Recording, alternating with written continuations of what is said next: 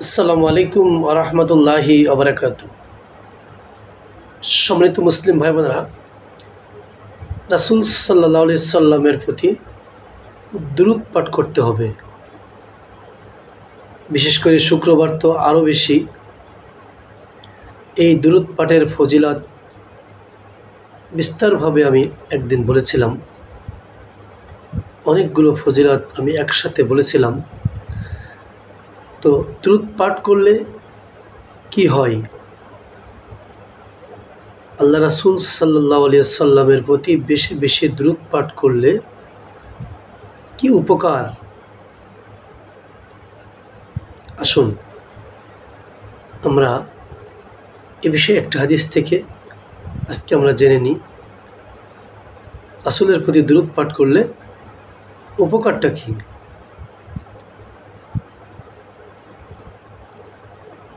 উবাই ইবনে কাব রাদিয়াল্লাহু আনহু থেকে বর্ণিত, একবার রাসূল সাল্লাল্লাহু আলাইহি সাল্লামের প্রতি আরজ করলেন যে, আমি আপনার উবাই ইবনে কাব রাদিয়াল্লাহু আনহু আরজ করলেন যে আমি আমার পরিপূর্ণ সময় আপনার প্রতি দুরূদ পাঠ করব। তখন রাসূল সাল্লাল্লাহু আলাইহি সাল্লাম বললেন, তুমি যদি তাই করো তাহলে কি হবে?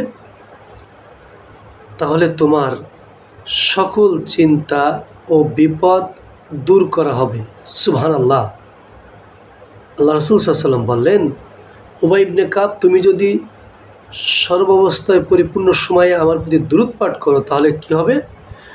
তোমার সকল চিন্তা ও বিপদ দূর করা হবে। আর কি করা হবে? তোমার দুনিয়া ও আখিরাতের সকল প্রয়োজন পূরণ করা হবে। আলহামদুলিল্লাহ, সুবহানাল্লাহ।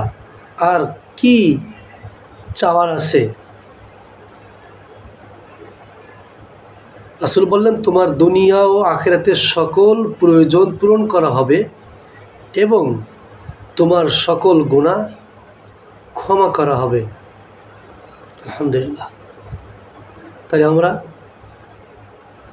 উক্ত হাদিস থেকে বুঝতে পারলাম, আল্লাহ রাসূল সাল্লাল্লাহু আলাইহি সাল্লামের প্রতি বেশি বেশি দুরূদ পাঠ করলে কি হবে? প্রথমে সকল চিন্তা ও বিপদ দূর হবে।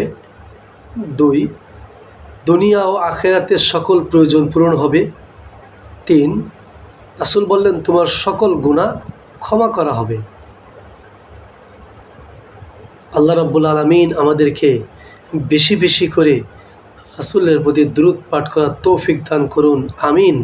রব্বুল আলামিন এই হাদিসের যে 3টা গুণাবলী রাসূল বলেছেন, আল্লাহ তুমি আমাদেরকে ক্ষমা করো, আল্লাহ তুমি আমাদেরকে মাফ করো। রব্বুল আলামিন আমরা বেশি বেশি দুরূদ পাঠ করব সর্বাবস্থায় সবসময়, আল্লাহ তুমি সেই তৌফিক দান করো, আমিন।